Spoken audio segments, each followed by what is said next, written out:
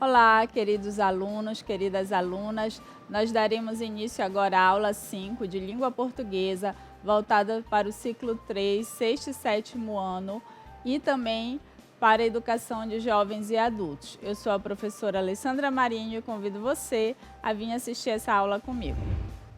Hoje, o objetivo da nossa aula 5 é os efeitos de sentido na utilização do substantivo no gênero poema e daremos ênfase à classe gramatical. Quais os objetivos? Com certeza vocês já escutaram falar em substantivo desde os primeiros anos, desde os anos iniciais do ciclo 2, do ciclo 3, né? Então, vocês já entendem muito sobre essa classe gramatical. Por isso, o nosso primeiro objetivo será inferir a compreensão dessa classe gramatical. E para isso, nós utilizaremos o gênero poema. Além disso, nós iremos ampliar a compreensão sobre essa classe e também compreender que efeitos de sentido esse substantivo apresenta a partir do gênero poema. Vamos lá? Para começar, nós temos este poema que eu irei fazer a leitura junto com vocês. Sol, bom dia, dentes, filhos, uniforme, merenda, café, carro, escola, carro, supermercado, carne, pão, banana, refrigerante, alface, cebola, tomate, carro, casa, cama, lençol, travesseiro, colcha, roupa, lavadeira, máquina, sabão, sala, almofada, pano, pó, cortina, tapete, feiticeira, banheiro, descarga, balde, água, desinfetante, toalha molhada, lavanderia, arame, prendedor, cozinha, pia, tábua, faca, panela, fogão, bife, arroz, molho, feijão, salada, mesa, toalha, prato, talheres, copos, guardanapos, carro, escola, filhos, carro, almoço, mesa, pia, louça, armário, fogão, piso, televisão, jornal, filhos, tema, lanche, leite, Nescau, pão, margarina, banana, louça, futebol, mensalidade, espera, revista, filhos, carro, casa. Vizinha, conversa rápida, lavanderia, arame, roupas, agulha, linha, camisa, calça, ferro de passar, janta, marido, filhos, sala, televisão, família reunida, dinheiro, discussão, cozinha, mês, louça, pia, armário, filho, sono, escova, creme dental, cama, beijam, durmo com os anjos, portas chaveadas, janelas fechadas, banho, sabonete, água, toalha, creme no corpo, camisola, renda, escova, cabelo, perfume, dentes limpos, cama, marido, sono, boa noite, lua.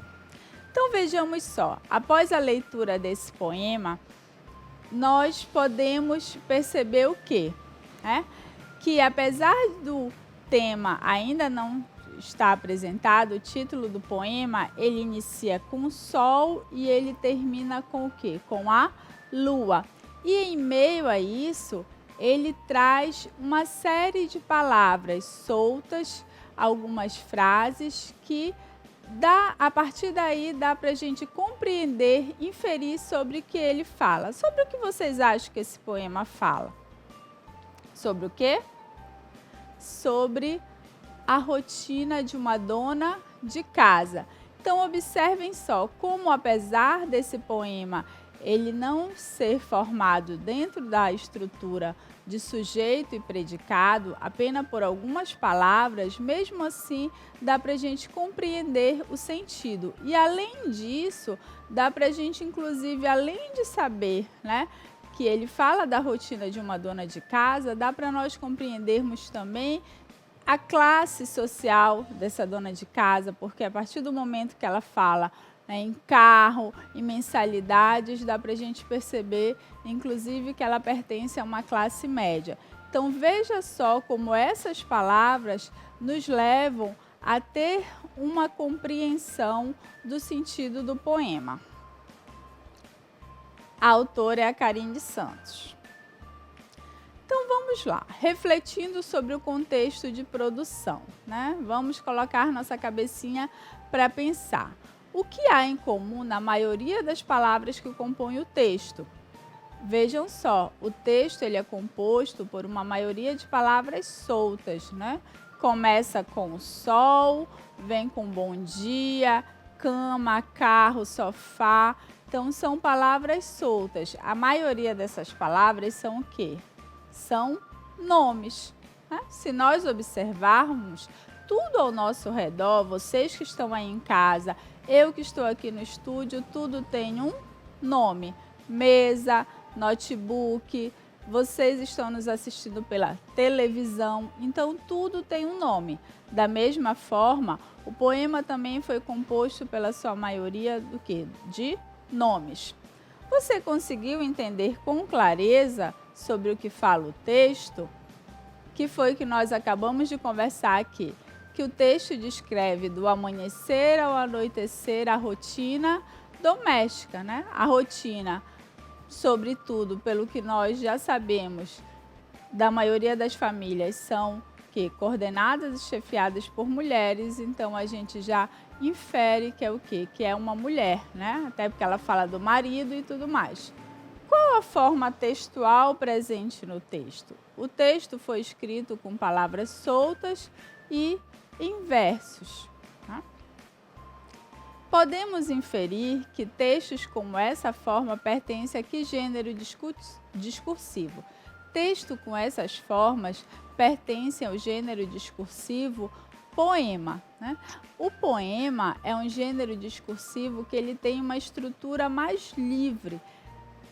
Na maioria, ele é formado por versos e estrofes, mas é só dessa forma? Não, não é só dessa forma, né?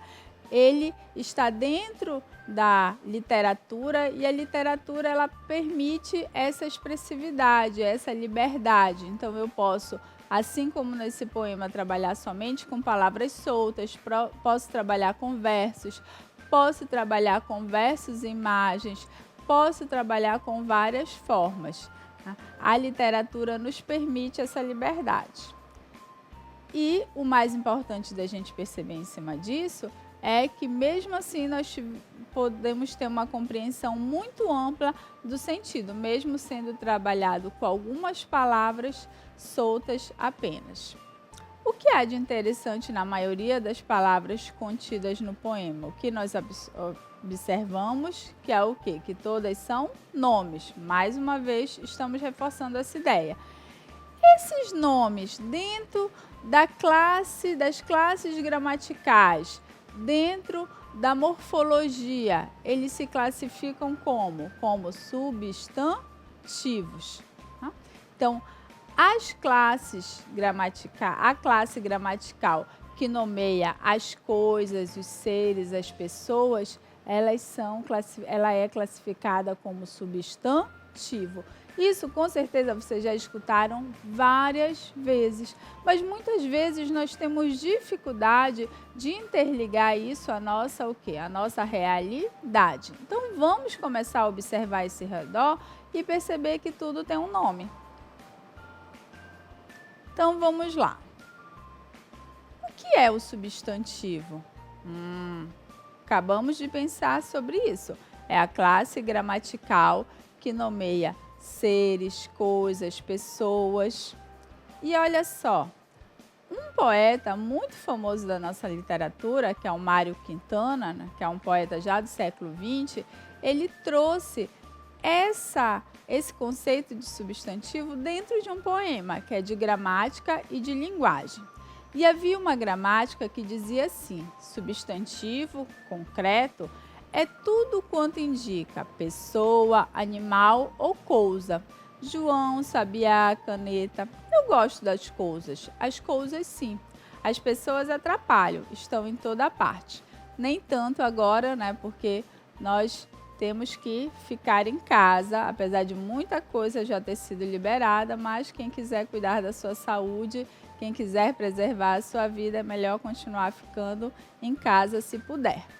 Então, olha só, percebam, né, tem uma reticências lá no final, o que significa que o poema tem uma continuidade. Mas nós vamos trabalhar com essa parte específica que nos interessa, que é o conceito do substantivo. Mais uma vez reforçamos, tudo que indica pessoa, animal ou coisa.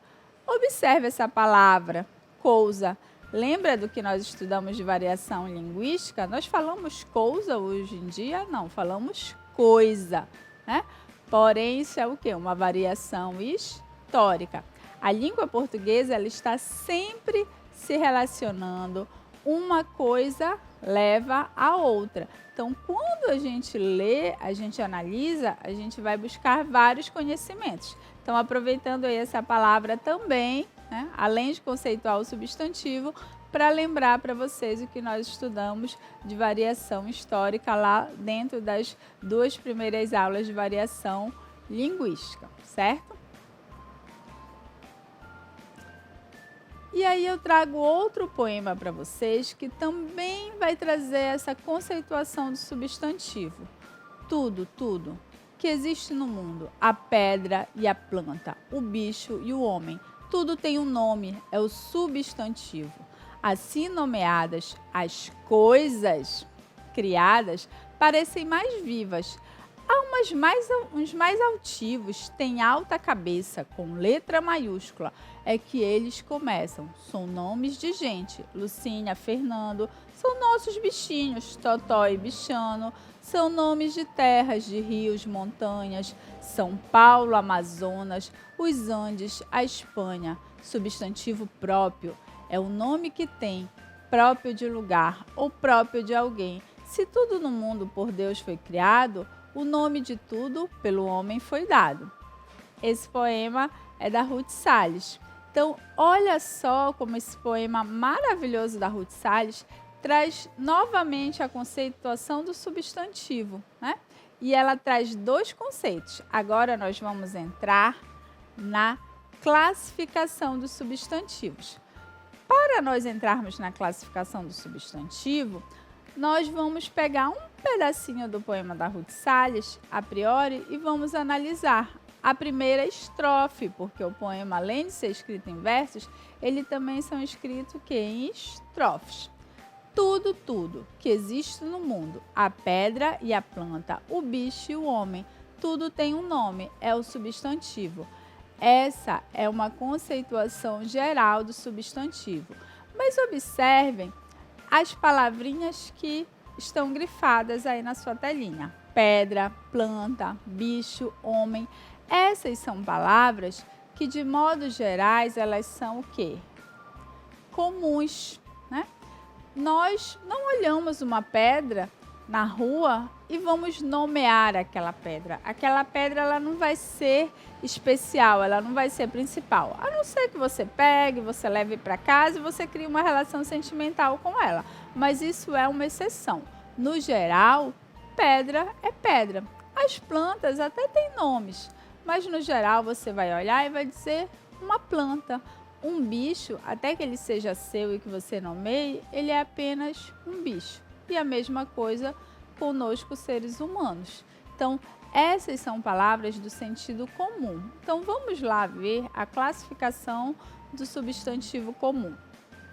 Referem-se a seres de uma mesma espécie sem particularizá-los. Então, observem, todas essas palavras, por mais que elas tenham nomes específicos, quando elas não são particularizadas, elas são o quê? Comuns. Professor, aluno, livro, mesa, cadeira. Eu estou sentada numa cadeira, estou sobre uma mesa, estou mexendo no notebook, estou olhando para uma televisão. Então, tudo isso são o quê? Palavras comuns. Olha só. Entre os substantivos comuns, existe outra classificação, que são o quê? Os coletivos. Então, vamos observar essa informação. Entre os substantivos comuns, encontra-se os coletivos, que, embora encontre-se no singular, geralmente, indicam uma multiplicidade de seres da mesma espécie.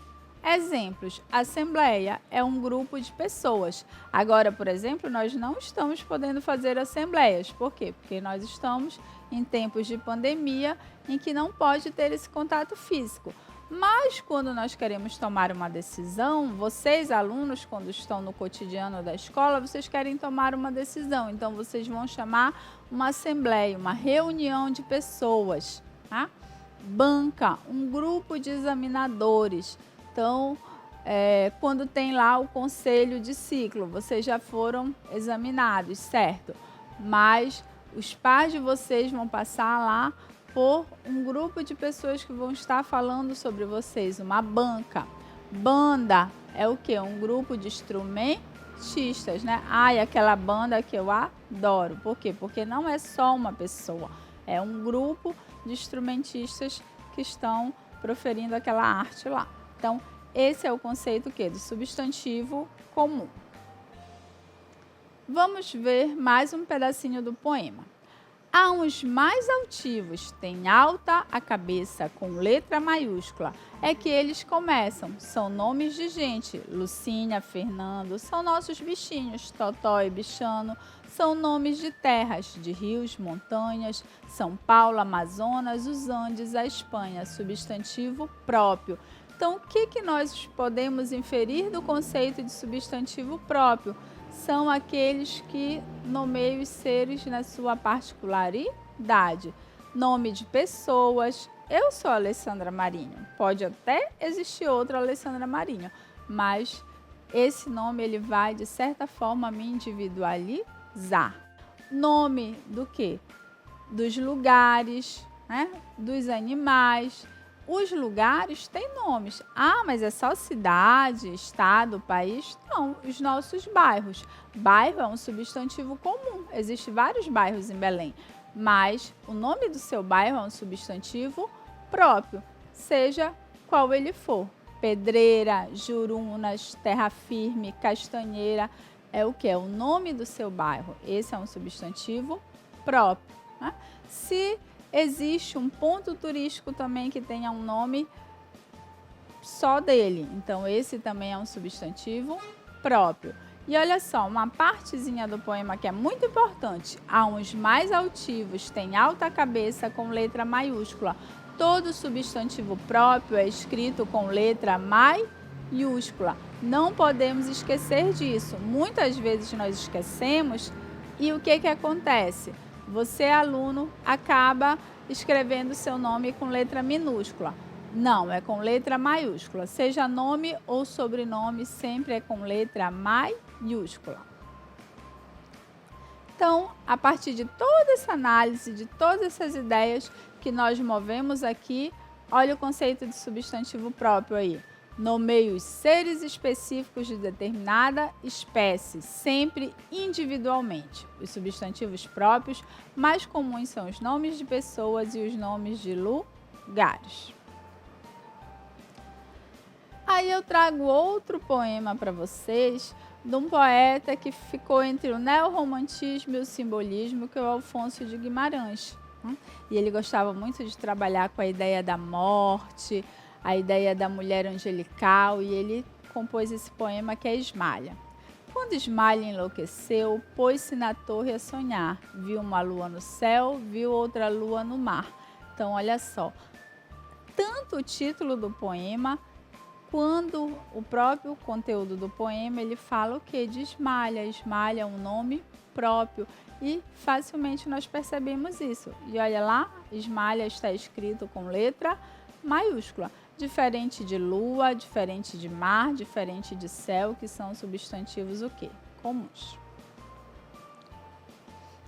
Agora, nós vamos assistir um vídeo. E nesse vídeo, a gente vai escutar mais umas palavrinhas, que é uma musiquinha do grupo Palavra Cantada, para a gente inferir outros conceitos aí do substantivo. Prestem atenção.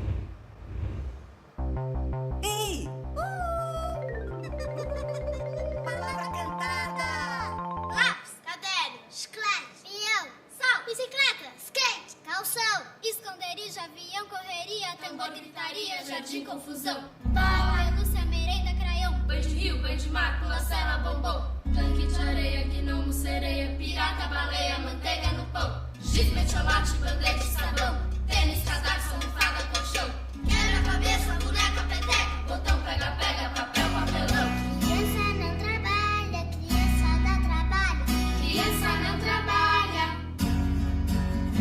Lápis, caderno, chiclete, criança, bicicleta, skate, calção, esconderijo, avião, correria, tambor, gritaria, jardim, confusão.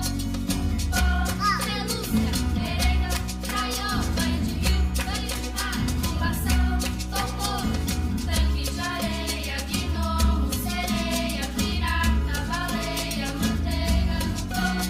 Criança não trabalha, criança dá trabalho. Criança não trabalha. Muito legal, né? Gostaríamos todos de estar assim, igual no vídeo, brincando pelas ruas. E aproveitamos também para o conteúdo do vídeo, já que nós estamos trabalhando o efeito de sentido, para falar o quê? Criança não trabalha. Então, também para lembrar aí, né, uma campanha contra o trabalho infantil. Mas vamos analisar palavrinha por palavrinha das que nós acabamos de escutar na música. A música, ela também tem uma estrutura de poema. Por quê? Porque ela também é feita por verso, por estrofes, né? Então, aí ele vai falando todas essas palavrinhas que faz parte da vida, do cotidiano das crianças, tanto das obrigações escolares, quanto também, né, da diversão. Lápis, caderno, chiclete, peão, sol, bicicleta, skate, calção, e daí vai, né? O que nós observamos? Que todas essas palavras que são faladas na música, elas são o quê? Substantivos concretos. O que são os substantivos concretos? São aqueles que nomeiam seres que possuem existência própria, ou seja, não dependem de outros seres. Como assim, professora Alessandra? O substantivo concreto é todo aquele que eu consigo observar e imaginar a forma, né? Então, eles podem nomear pessoas, lugares, animais, vegetais, minerais e coisas. Quando eu penso no substantivo concreto, eu consigo verificar a forma. Mas espera aí, eu estou vendo ali a palavra pirata, estou vendo a palavra sereia. Eu não acredito que existe pirata, eu não acredito que existe sereia. Mas eu consigo imaginar a forma. Se eu falo pirata, vem uma forma à minha cabeça. Se eu falo sereia, da mesma forma. Eu consigo imaginar uma forma. Então, a partir do momento que eu consigo imaginar essa forma, eu tenho um substantivo concreto. E, sobretudo, eles têm existência própria. Eles não dependem da ação ou do sentimento humano. Vamos analisar outra parte. Criança não trabalha, criança dá trabalho. Olha só, trabalho, ele existe por si só ou ele precisa de algo, de alguém? Ele necessita do outro. Então, quando nós temos algo que necessita do outro, nós temos um substantivo abstrato. É um tipo de substantivo que indica qualidade, sentimento, estado, ação e conceito. É um ser que não existe por si só, pois necessita de outro para se manifestar. Eu sei o que é trabalhar, mas eu não posso fechar o conceito de trabalho. Por quê? Porque ele necessita da ação humana. Mais um poeminha. Amo como amo o amor. Não conheço nenhuma outra razão para amar senão amar. Que queres que te diga, além de que te amo? Se o que quero dizer-te é que te amo. Poema aí do nosso querido Fernando Pessoa. O amor necessita ser expresso o quê? Por pessoas, pela humanidade, pelos seres humanos. Então, eu não consigo ver uma forma para o amor. Eu não consigo colocar o amor dentro de uma caixinha, dentro de um formato, né? A humanidade precisa de mais amor. O amor está ligado à ação, ao sentimento, por isso ele é um substantivo abstrato. Vamos praticar bastante o amor, inclusive cuidando das nossas próprias vidas e da vida dos outros, né? outras formas de classificar o substantivo. Vamos lá? Agora vamos ver um poeminha da Ruth Rocha. Guiando a boiada, boiadeiro, boi, boiada, vai correndo pela estrada, levantando o pó do chão, vai tangida pelo medo, vai tangida pela morte, vai tangida pela sorte. Olha só, vocês são do 6º e do 7º ano ou da educação de jovens e adultos, mas se vocês forem lá no YouTube, vocês vão ver as aulinhas de formação de palavras da professora Glaucio. O que é que vocês vão observar? Que existe aí algumas palavrinhas, né, da nossa primeira frase ali, boiadeiro, boi, boiada, que variam uma das outras. Então, olha só, quando eu tenho uma palavra inicial como boi, eu vou ter um substantivo primitivo. É uma classificação dos substantivos que designa o conjunto de palavras que não derivam de outras. Por exemplo, boi. Note que o substantivo primitivo é responsável por originar outras palavras, as quais classificamos como substantivos derivados, como boiada e boiadeiro. Então, boi é uma palavra inicial, boiada e boiadeiro são palavras que derivam dela. Outra palavrinha que é muito importante para a nossa vida, feliz. Eu sou feliz. Você tem a felicidade. Então, felicidade originou-se o quê? De feliz. Infelizmente, hoje não foi um dia bom. Infelizmente, também tem como palavra primitiva o quê? Feliz. Então, a palavra primitiva, o substantivo primitivo é aquele que dá origem a outras palavras. Logo, essas palavras que se originaram são palavras derivadas. Vamos aqui para o nosso último poeminha, Esperança, de Mário Quintana. Lá bem no alto do 12º andar do ano vive uma louca chamada Esperança. E ela pensa que quando todas as sirenes, todas as buzinas, todos os recos tocarem, atira-se e ó, delicioso voo. Ela será encontrada miraculosamente incólume na calçada, outra vez criança. E em torno dela indagará o povo. Como é teu nome, meninazinha de olhos verdes? E ela lhes dirá, é preciso dizer-lhes tudo de novo. E lhes dirá bem devagarinho para que não esqueçam. O meu nome é Esperança. Lindo poema, né, do Mário Quintana. Vamos destacar uma palavrinha dali, que é um substantivo composto, que é o quê? Reco-reco. É um tipo de substantivo formado por mais de uma palavra ou radical.